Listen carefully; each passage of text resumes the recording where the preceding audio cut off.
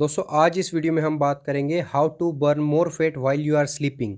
यानी सोते समय हम कैसे ज़्यादा से ज़्यादा फैट बर्न कर सकते हैं। दोस्तों हमारे शरीर में मैक्सिमम फैट बर्निंग की प्रोसेस सोते समय होती है।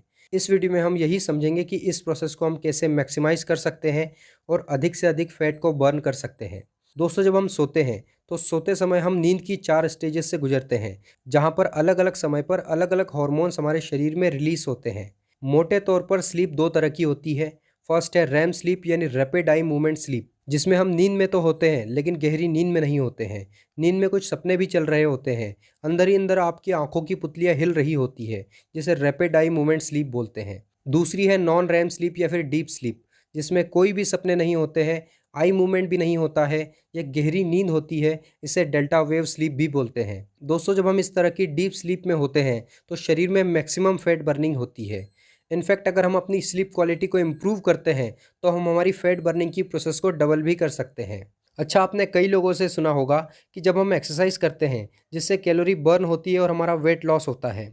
इसको समझने के लिए आप एक काम कर सकते हैं कि वर्कआउट से पहले अपना वज़न कर लो, और फिर आपको जितनी वर्कआउट करनी है 1 घंटा 2 घंटा 3 घंटा, आपको जितना करना है उतना वर्कआउट कर लो और उसके बाद में फिर से अपना वज़न करो। आफ्टर वर्कआउट आपको वज़न में कोई भी डिफरेंस नहीं दिखेगा, चाहे वर्कआउट से आप कितनी ही कैलोरी बर्न क्यों ना कर लो।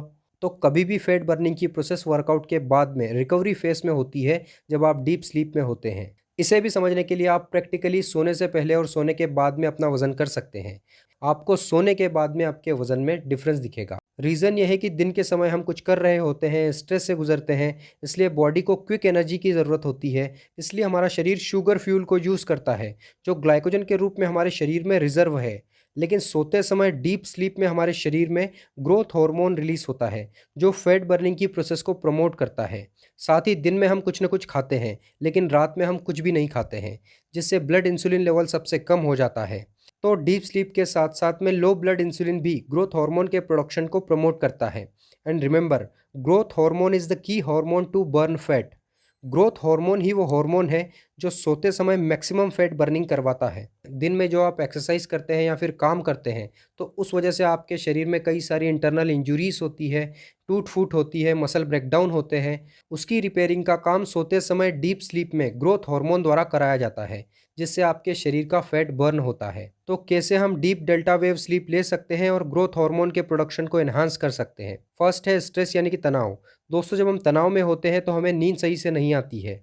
सेकेंडली, स्ट्रेस की वजह से हमारे शरीर में स्ट्रेस हार्मोन कॉर्टिसोल रिलीज होता है, जो एक फैट स्टोरेज हार्मोन है। इसलिए आप अपने स्ट्रेस को कम से कम रखो, मेडिटेशन करो, योगा करो। दूसरा, आप अपने रूम को डार्क और कूल रखने की कोशिश करो, जिससे आपके शरीर में मेलाटोनिन रिलीज होता है, और मेलाटोनिन ग्रोथ हार्मोन को ट्रिगर करता है।